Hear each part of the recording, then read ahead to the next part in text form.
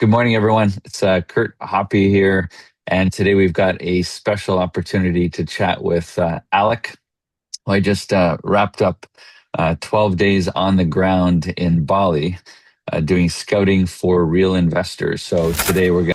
All right, our first morning in Bali, we've spent some time on the beach. We're taking shortcuts with our scooter. Here we're between Canggu and Sessa. The trendiest, hottest spot right now in Bali. Shopping, surfing, food. Instagrammers are coming here. So we're gonna head that way to Sessa next. We have to take some shortcuts through the alleyways. But yeah, we will keep searching for our potential VOW 100 properties. So today we're gonna talk about what we saw. Not talking about the Bali that you see on Instagram, but from 12 days on the ground on scooters, in cars, having conversations, meeting real people, touring real properties, seeing different parts of the island. So this is not theory, it's not hype. This is going to be talking about field work. So good morning and good evening, Alec. How are you doing? I'm doing great, Kurt. Actually, glad to miss you. We had a great time here together scouting. And on Swastiastu for our audience. I am Alec, and I was with Kurt in all this trip. It was a pleasure to meet him in real and to try to offer him a vision of the Island of Gods. So we did spend some time together, and we did some nice roads and drew a theoretical map on the southern east part of the island mainly. We'll include that in the materials to share with our investors and different people that have not had the chance yet to experience Bali themselves. I think one of the important things you and I talked about, Alec, along the way, in general, with our VOW 100 properties, which are touching different parts of the world, that if you're going to invest internationally in real estate, you have to earn the right to invest in that place. And so investing the time, putting the boots on the ground, meeting the people that have a depth and a breadth of knowledge. It's challenging for a lot of investors to make a decision on what's the right property and if it's the right property. So I very much appreciated spending the time with you over the last couple of weeks. So Alec, like tell our watchers a bit. You've lived in Bali most of your adult life, for decades. You've seen a lot of changes. What do people usually misunderstand about Bali? Yes, I have been living in Bali since '97. Even I started to come here before, with my parents when I was a kid. So there is a long love story with this island, which of course, like most of the world, is changed. Actually, I have seen back in time a lot of pioneers from America, because of the surfing and because of this island is enclosing so many meaningful visions, from the culture, from the Balinese culture to the beautiful spots and volcano. It can encapsulate in one many things. And yes, I believe that the changing is real. You don't expect to be alone in a tropical paradise, but it's a way that the way things they changed is also very interesting because Bali could always keep his soul, and through the power of his culture, and so this make the island so precious in the world. And there is only one Bali, and very often between expat we always say, yes, we travel the world, but all the road brings to Bali. So there have been a total gigantic and monumental evolution in terms of location which develop, in terms of hotels, in terms of villa, in terms of the way tourism is changed. But basically, there are places to be visited. They are still very authentic. And even in the hotspot, well, we are there for investing. So we have a lot of people coming, the airport getting bigger. The number is like, they were crunching, they are like matching. So it's an interesting mix of authenticity and the potential for investing and making intelligent choices. Yeah, so true. I think so. Our scouting philosophy, and I very much again appreciate your um, hospitality, your unreasonable hospitality, Alec. As we toured around the island and met people that you had, some people we bumped into on a beach that you hadn't been there in a long time, and they still remembered you, and we were able to cross paths. So I think one thing I want to emphasize for myself is that. You can't underwrite Bali as an investor just from a real estate database or Yes, a spreadsheet. yes, You actually need, when definitely. we say scouting, like, we're saying daily movement, right? We're talking to locals, owners, staff members. We're seeing how guests, actually behave, meeting different kinds of people. And I think it's we're able to contrast, what's just speculation versus actual observation. Some of the people we work with in our investing group talk about this phrase, boots on the ground. Some people like it, some people don't. But I think the point is, we want to go beyond just the headlines for Bali and the Instagram to the lived reality. Um, and so I think that's important. So we Absolutely. want to talk about some of the different things that we saw, the three different areas that we saw, because many of the people watching have not had a chance yet to visit Bali.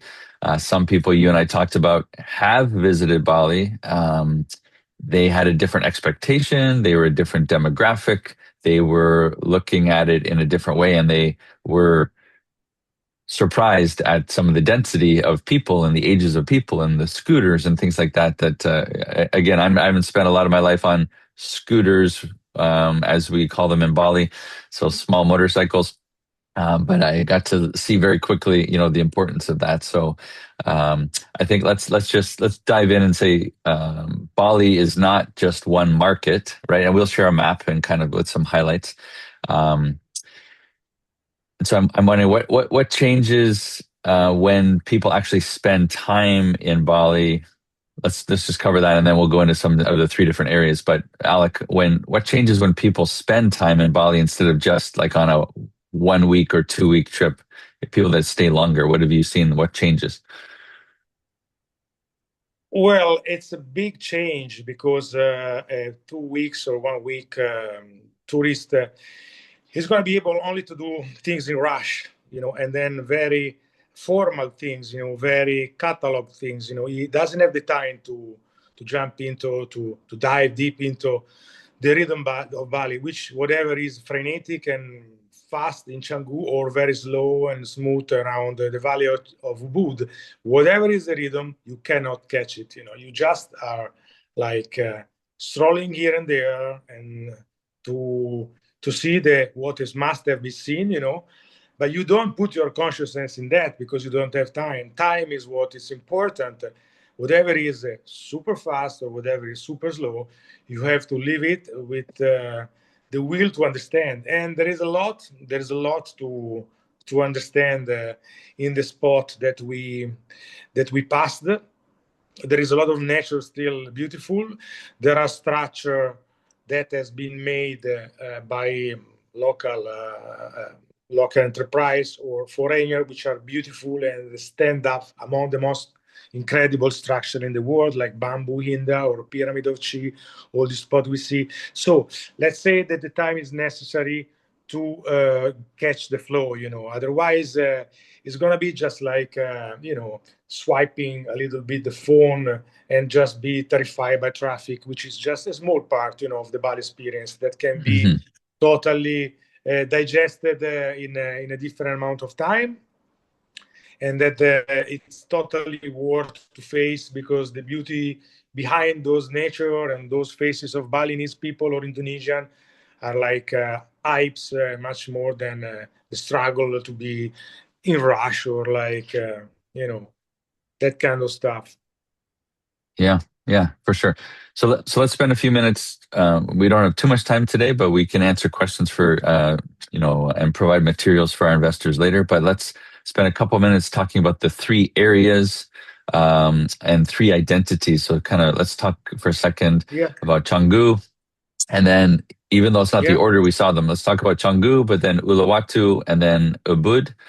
And then after we cover that yeah, and what they're known for and what's happening, then we can spend a minute or two to talk about the kinds of guests that we see that are going to visit those different places. And then we can kind of wrap up about some of the organic growth and then our strategy to start small. And then I think that'll probably take us, to the end of this session. But we can also have a live Q&A in the future. Sometimes that's helpful for investors. So let's talk about the three areas. First of all, Canggu. For me, this is like about energy and cash flow to some degree. So it's a lifestyle driven demand. There's remote workers there. There's people staying a long time. There's repeat visitors. You see cafes and gyms and co-working and kind of sticky demand. So it seems like well, we saw some numbers. It's got consistent occupancy. It's got some pricing sensitivities based on which beach you're on, right? The specific micro locations, like where you are right now versus Yeah, where yeah, we it's very were once or specific. twice, how close to the beach. And so not all of Canggu is equal, and there's these really cool shortcuts back and forth. So I guess which parts of Canggu work and which ones don't from an investment perspective. If our goal is to have high occupancy with high level rents to help our investors with cash flow as well as appreciation. So which parts do you think work versus which ones don't in Canggu? Just kind of like 1 minute, your thoughts. My thought, Kurt, are that but Bolong, where actually we spotted that property, and it's very close to the beach, and it's very rare. It's a great starting position, because it's just next to the surf, and it's in the coolest area, basically, in the place to be. So, in your description, maybe you forget to mention that for our audience, that we have a lot of strong Russian impact in tourism, which is like an high demand, So there are always more Russian young people, 30, 35, that love to stay there because of the California, as we call, yeah. It's a mix of surfing culture, but hype, and I believe that you remember how like beautiful people around, like with nice clothes, with nice style, with nice bikes. So everybody like to spend, everybody like to be seen. It's a very hedonist. It's the hedonist part of Bali, let's say, So from my point of view, the best place would be Batu Bolong. We have alternative in a slightly far beach, which is Pantai Sese, but definitely the epicenter now is Batu Bolong.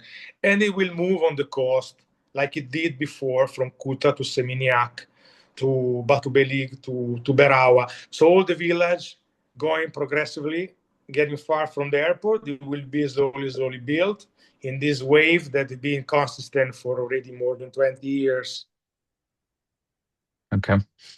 Yeah, no, that's true, and typical pricing that we saw there because we looked at a lot. Thank you for finding all of the properties and screening these out. These are typical pricing, just the ballpark, not promises. But we saw villas, which was our focus, villas rather than condos, between anywhere from 250,000 US dollars to 450,000 US dollars. As Alec mentioned, it's strong occupancy and it's liquidity because there's a lot of transactions happening there. There is some risks in some areas of overbuilding, so we want to be aware of that. We've seen some parts of the world where overbuilding can impact things like Tulum, for example. So we need some location precision. And to your point, what I found everywhere in the world, if you can walk to the beach within a couple of minutes, this is very Yeah, much what yeah, a lot of yeah. people are like and looking for. Let's shift quickly to Uluwatu, which is um, I Your felt favorite. and we felt that we felt at a few sunsets. It's a more premium experience than Canggu. It's some upside. There's a different audience, some of the same but different audience. Yeah, Um, same but different. Definitely, yeah. I was gonna say I'll ask you a question here, but I think it was a bit more experience driven guests, higher nightly rates, higher prices, shorter stays, but more lucrative, I'd say. And what seems Yeah, to be exactly. changing is the infrastructure, the beach clubs, the beside the cliffs.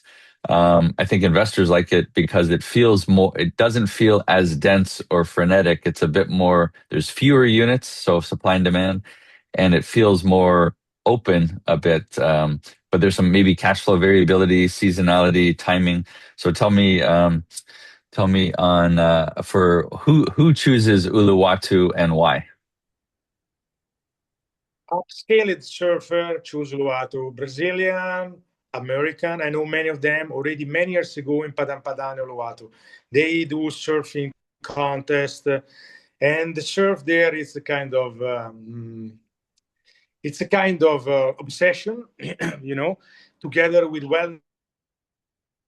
And there, yes, you're right, Kurt. You know, in Uluwatu we have a little higher, like even more than Canggu. I mean, Uluwatu is the mother temple. You know, it's one of the more beautiful places in Indonesia, I would say, because those giant cliff of 100 meters facing the Indian Ocean, you can see the swell coming, the waves.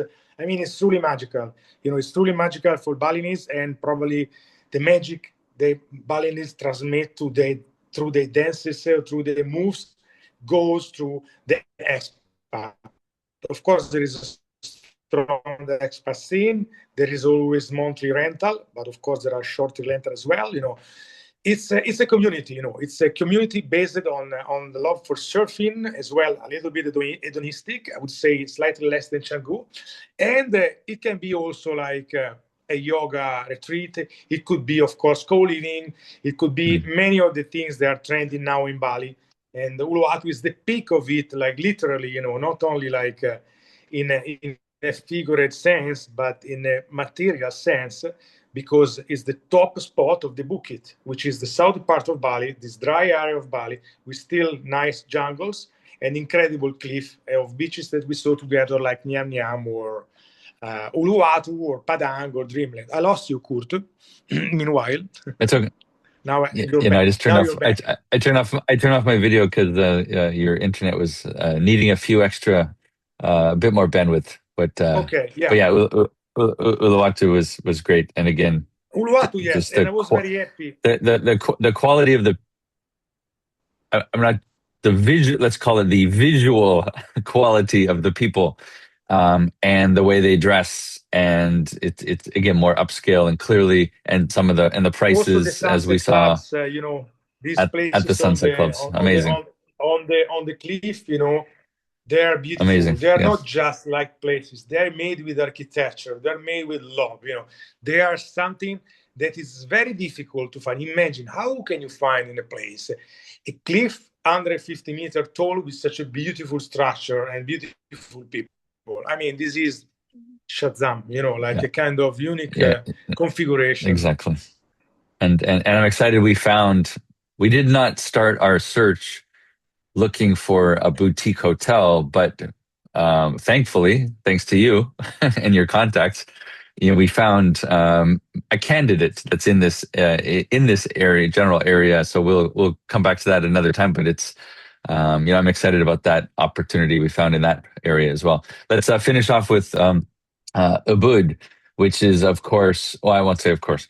For people that don't know, they've seen some movies, they've seen Eat, Pray, Love, they've seen some visuals of this place. It's about culture and wellness. It's not so much about nightlife. It's about meaning, deeper But the meaning. restaurants, don't forget the restaurants, yeah, high quality Oh yes, restaurants. yes, yes.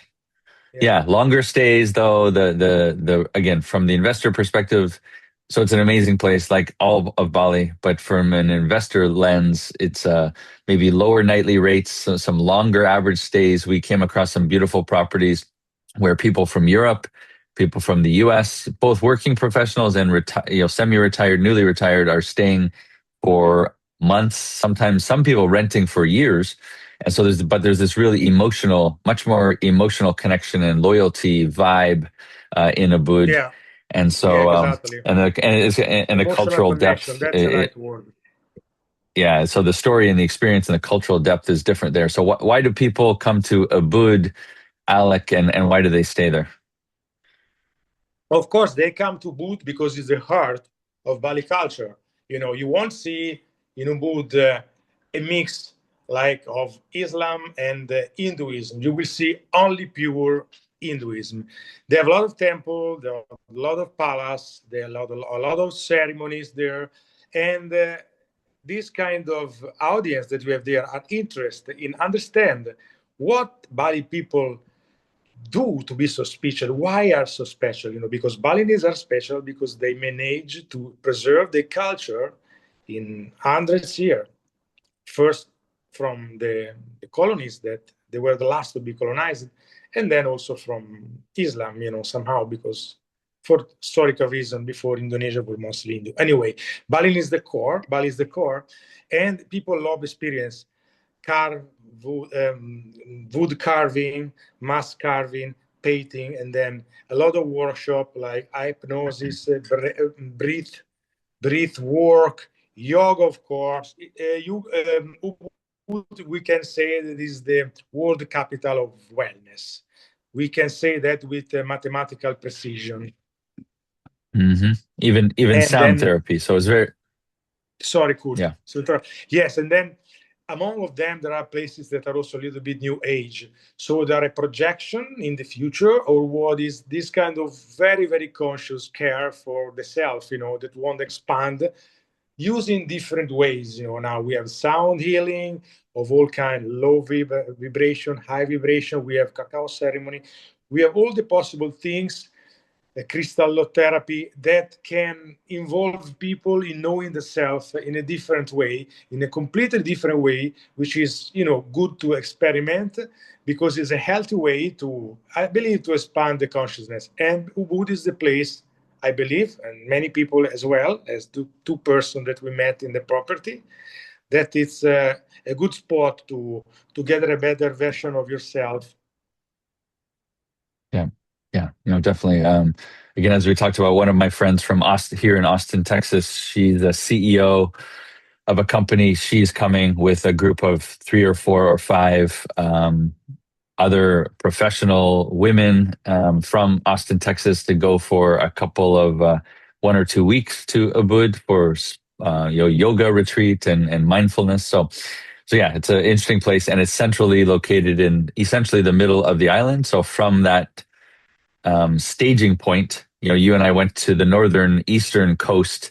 You can Yeah, go to the ocean for a day trip. You can go to the yeah, volcano. You can go in different directions. So it's a yeah, great yeah. center place.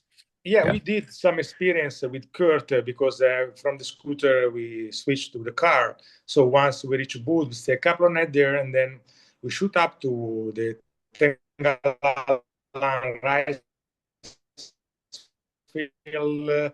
We stopped by one worker actually, and I've been working with these people for 25 years. I show him to Kurt how is the Balinese house, etc., etc. Then we went up to Batur, the volcano. There are three volcanoes in Bali: Batukaru, Batur, Agung. So this is the second, where there is a big caldera, which is an incredible place. Actually, for me, Kurt knows I'm very, very, very attached to that place for many reasons. Anyway, from then we passed by the mother temple of Besaki, and then after that we shoot back again to the north part, very quiet part of Bali, Amet, Tulambeng, Amet, where there is a great diving and dolphin. There are dolphins. There are very beautiful scuba diving. Quiet atmosphere. There are those swings, for Instagram lovers. There is a lot of everything, but very quiet. There is a part which is also almost like a savanna. You have a beautiful view of the volcano from the other side, which is even more impressive because you have it just on top. So yes, Ubud is in the center, and within 1 hour, 1 hour 50 region for Virgin Beach, there is Aman Hotel, this famous chain of five-star hotel. And there are other interesting places. There are the boat they're leaving for the Gili, small islands attached to Bali in the tourist circuit. So Ubud is strategic, yes, definitely. Yeah, thanks, Alec.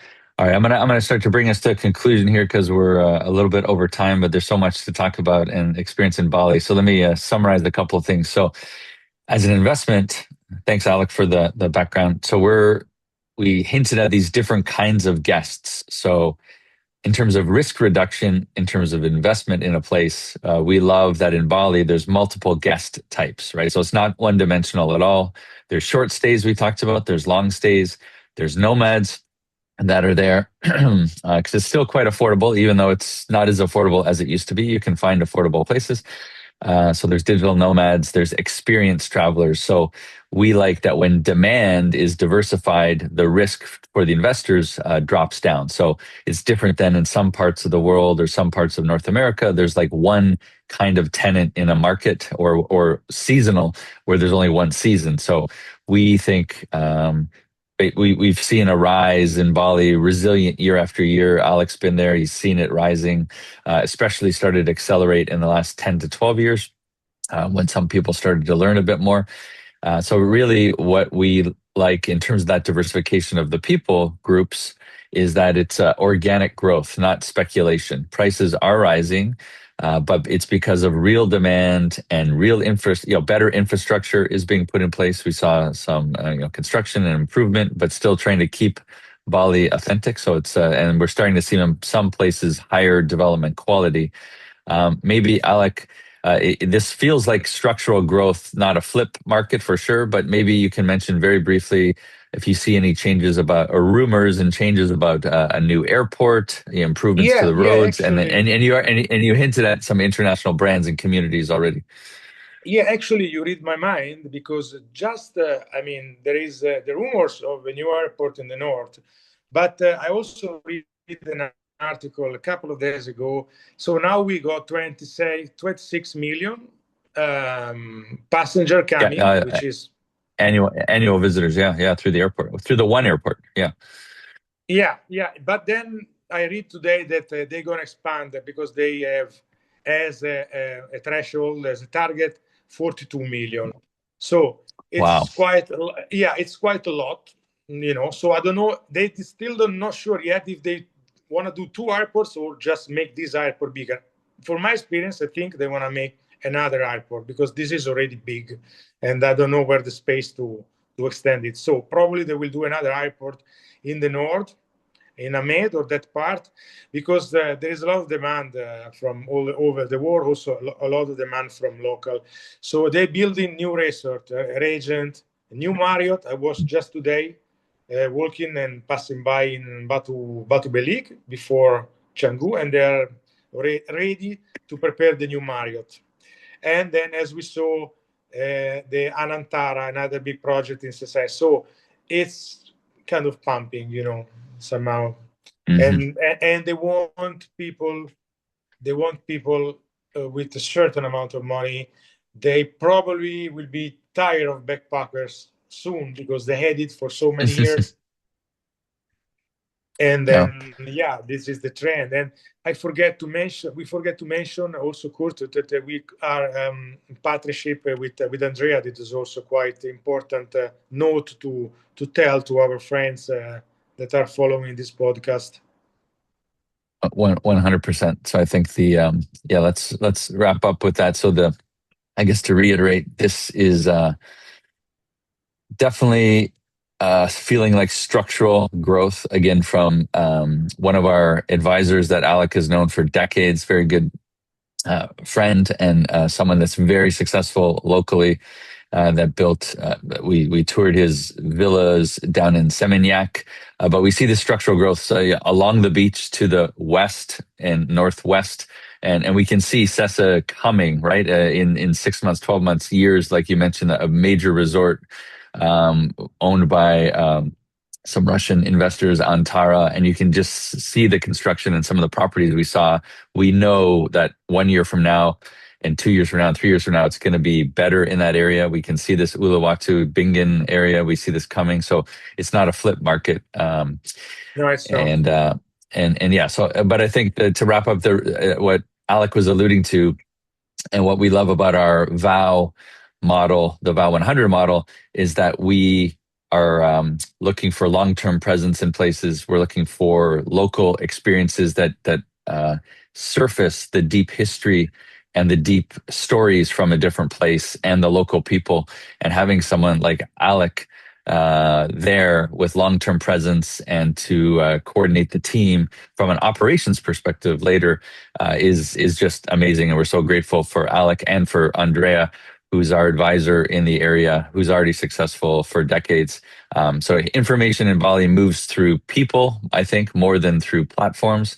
And so Alec has the people connection there.